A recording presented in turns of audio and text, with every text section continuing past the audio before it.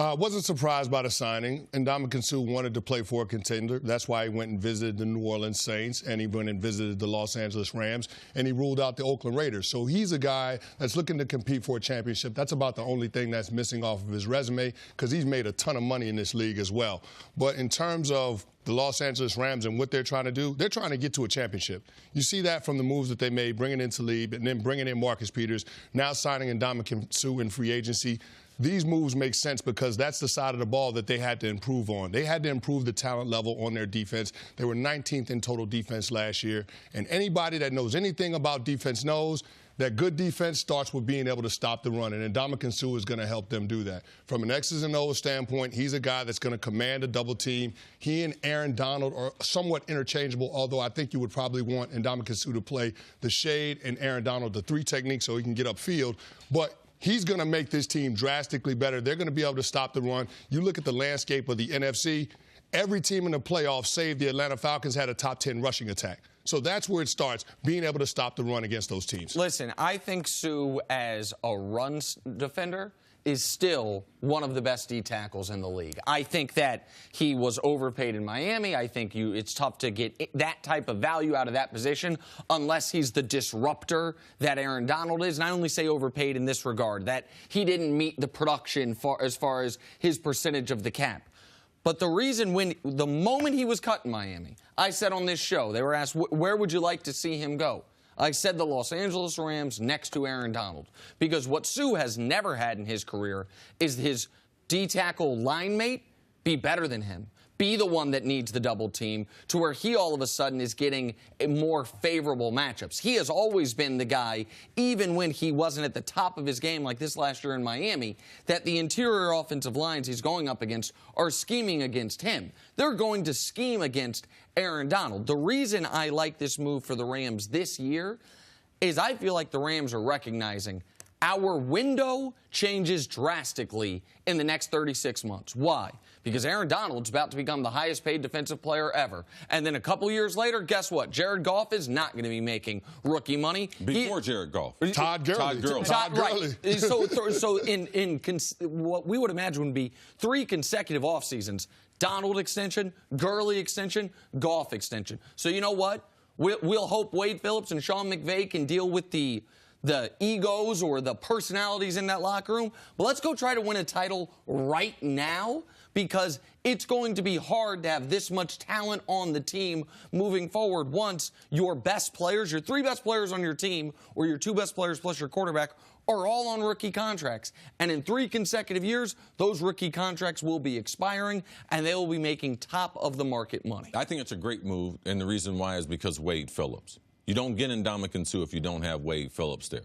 You can't trade for Marcus Peters if you don't have Wade Phillips there. You cannot take Talib in your locker room and on your team unless you have Wade Phillips there. Now, a lot of people, they think they watch football. So the Rams last year, the Rams had a good season. They don't realize their defense was not good. People ran the ball down their throats. People talk about Aaron Donald all the time. Oh, yeah, amazing player.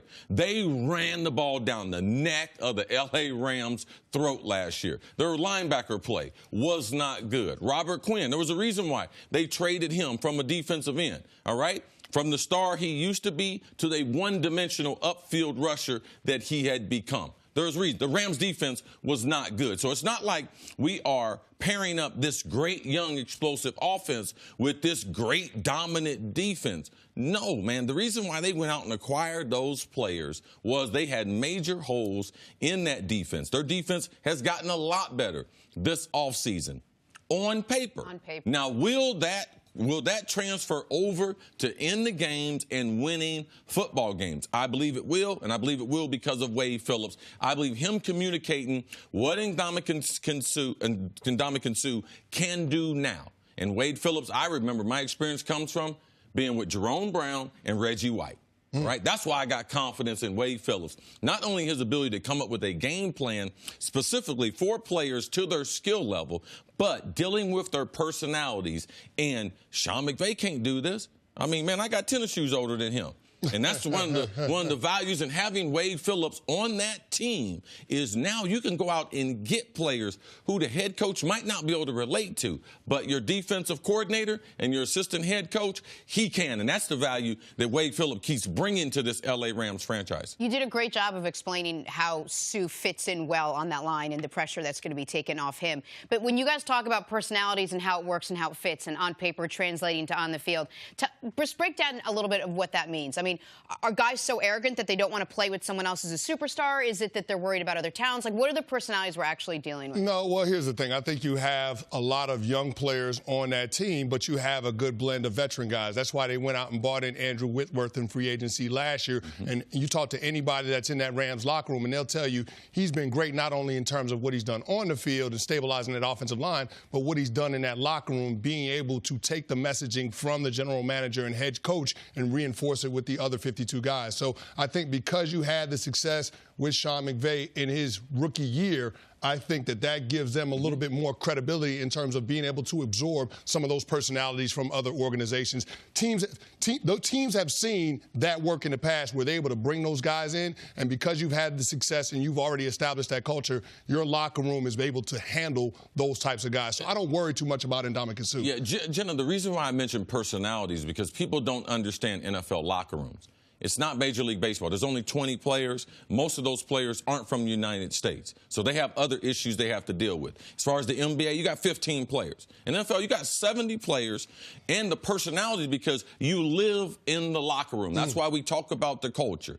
What's going to be like in the locker room? You have to like guys to be around them 5 days, 6 days a week, and for the amount of hours you're going to be around them. So it's a prominent part of the NFL culture is what kind of locker room are they going to create. We don't worry about locker rooms that teams don't want to win. We worried about locker rooms of the teams because those become some of the intangibles that put teams over the top, from being a wild card team to winning their division to getting a bye, and that's what the Rams are looking at. So, hold on quickly, because I just want to ask you this question, because I know you have not been a buyer on Ndamukong Suh in the locker room. You've talked on this area about you've brought up the face stomping, like the things that we have real reasonable. I would say that Ndamukong Suh is not a bad guy in the locker room, but he is not a glue guy. Exactly. He is very quiet, and when you pay the type of money that you are paying Ndamukong Suh, you would hope that there would be some type of mentorship and some other things from veteran players. Now, he's a hired gun now.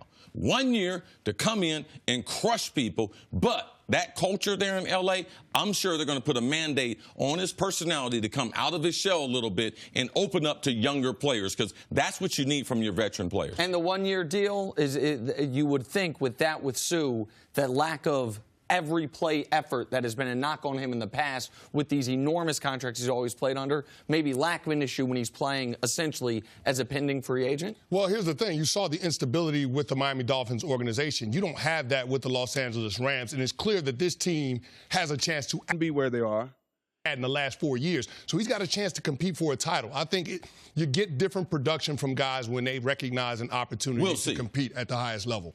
We'll see. Thanks for watching. Subscribe here to get the latest from the show. Also, be sure to check out more of the best clips from First Things First, or go watch a few segments from our other shows on FS1.